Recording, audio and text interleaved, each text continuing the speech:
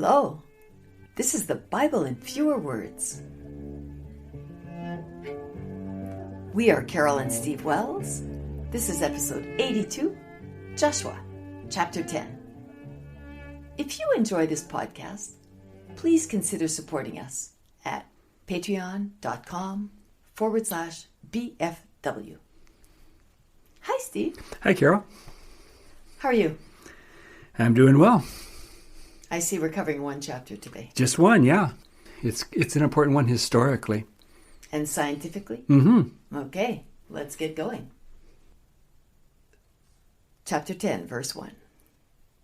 When Adonizedek, the king of Jerusalem, heard about how Joshua killed everyone in Jericho and Ai, and made peace with the Gibeonites, and were living among them, he suggested that the neighboring kingdoms unite to attack Gibeon.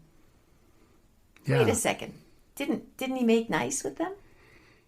Joshua did with the Gibeonites. Uh-huh. Yeah, and then the king of Jerusalem is worried because he's seeing what happened to all the other folks, right? He saw what happened to Jericho, or heard about it. Yeah. Heard about what happened to Ai. Yeah. And now the Gibeonites kind of made peace by giving in to Joshua, becoming their slaves, remember? Uh-huh.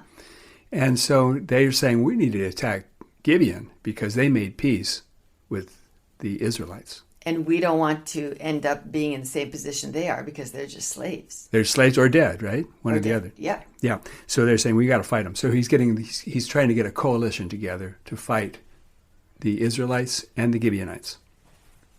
You know, I never thought I would learn this much tactical warfare reading the Bible. But here we are. Okay. Okay, so verse 2. So he sent messengers to the surrounding kingdoms, saying, "Come, help me smite the Gibeonites, since they have made peace with the Israelites." So the 5 Amorite kings went to fight against Gibeon. The men of Gibeon sent a message to Joshua, saying, "Come save us from the Amorite kings who are gathered together against us." So Joshua and his mighty men of valor came to fight the Amorites. God said to Joshua, "Don't be afraid of them. I have delivered them into your hand." So Joshua attacked. And God fought the Amorites at Gibeon, killing them with a great slaughter and chasing them along the way. He cast down great stones from heaven, and they died. Great stones from heaven? Yeah, God cast down stones from heaven, and he chased them along the way. Jeepers. Okay, it's true. God does not like the Amorites. No. Well, he doesn't like anyone except Israelites. Okay. He doesn't like them sometimes, right? He wants to kill them all. That's right. God killed more with hailstones than Joshua's soldiers killed with swords. Yeah, well, big hailstones, that could really be painful coming down from the sky. Verse 12. Joshua said to God, "Sun, stand still upon Gibeon. Moon, stand still in the valley of Ajalon." What does that mean? Yeah. Well, the next verse says, "And the sun and the moon stood still for about a day until Joshua finished killing his enemies." I guess he really thought that he had good momentum going there and didn't want to stop the battle. Oh, yeah. God wanted to help Joshua continue to the slaughter to be able to kill people in the daylight. Okay. If it got dark, it's hard to kill people. So he kept the sun from moving for about a day, for a 24-hour period, apparently. And the moon. And the moon, too. I don't know why, but he did. And this is the verse, this is the passage that got Galileo in so much trouble with the Catholic Church. Oh, really? Yeah. He was in prison for it, and his works were condemned, and so were the works of Copernicus. Mostly, or at least partly, this was the verse that was most often quoted by the church when they were prosecuting. Yeah, prosecuting Galileo. yeah. So Galileo was saying this could not have happened. Oh, no, no. Galileo was, at least he claimed to be, a very devout Catholic. What he was saying is the church needs to be careful about how it interprets Scripture. He said that the Bible is meant to teach men how to go to heaven, not to teach men how the heavens go. That's a great line. Yeah. I don't think it was his line, but he used that line. He argued persuasively, and he had a lot of allies in the church as well, but he had a lot of enemies. And so the church was just struggling with this thing with Copernicus, trying to decide how they're going to deal with it. And they would allow it for quite a while. Copernicus was like in 1530, and Galileo's problems were occurring in the early 1600s. 1632, I think, was the trial was actually going on. Mm-hmm. So for all that period of time, the church had been struggling with what are we going to do about Copernicus upending our worldview. Yes. And apparently the worldview of the Bible. Yeah. And so one of the verses that was used against him was this, and Galileo was trying to find a way. It was telling the church that we need to be careful. The church needs to be careful when it's interpreting verses from the Bible that are affecting our understanding of science, because it's going to be embarrassing for the church later on. When we find out what is really happening. Yeah. And so he was telling the church to be cautious, and the church was saying, be quiet. He was allowed to speak for quite a while and to write for a while, but he couldn't do it in saying that Copernicanism was true. He could only say that it was a way of doing the calculations. It kind of worked. It explained things. But it wasn't necessarily true. Mm-hmm. It was just sort of a mathematical convenience, a convenient way of looking at things. Yeah.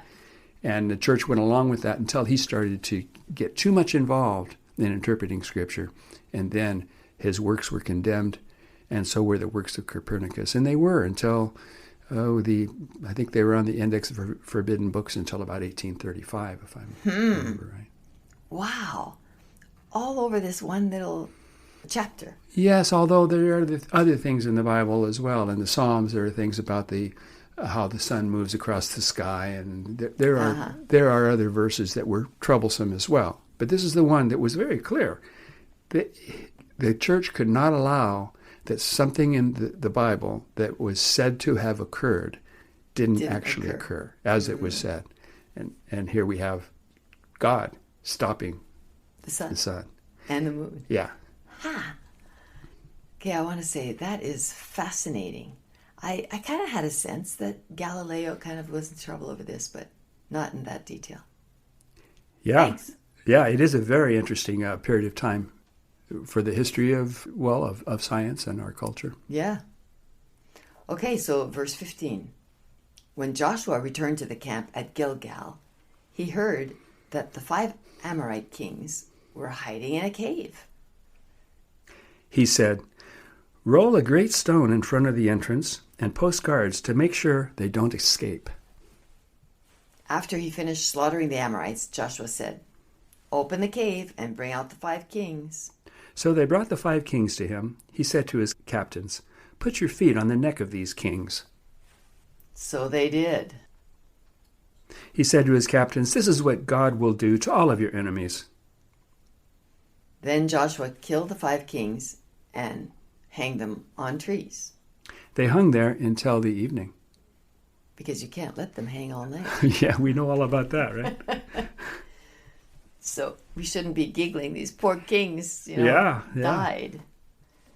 They took down the bodies and threw them into the cave. They are there to this day. Oh. Okay, so God delivered these kingdoms. Oh, these are new kingdoms. You already took care of the 5 kingdoms that were trying to support the Gibeonites. Now we're talking about another group of kings. There's 7 kings in the neighborhood that are also being attacked by Joshua.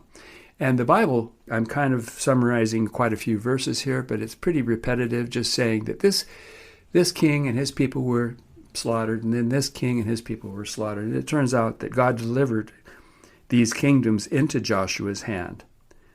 Uh-oh. So was there also some sun staying up all night? No, No. that only happened at Gibeon. Okay. All right. So I'm going to try my hand. Try pronouncing these names Yes, here. I think God's going to deliver them into my hand. Okay, and good. my brain and my mouth. Okay, so God delivered these kingdoms into Joshua's hand: Makkedah, Libnah, Lachish, Gezer, Eglon, Hebron, and Debir. That was pretty good. Yeah, it's good. He killed all their kings and destroyed everything that breathed, as God commanded. Joshua took all these kings and their land because God fought for who? For Israel. Yeah, boy did he ever. Oh. Okay, well, in this case, I guess for Joshua and his people, it was good to have God on his side. Oh, yeah. Yeah, this is one where God really gets involved.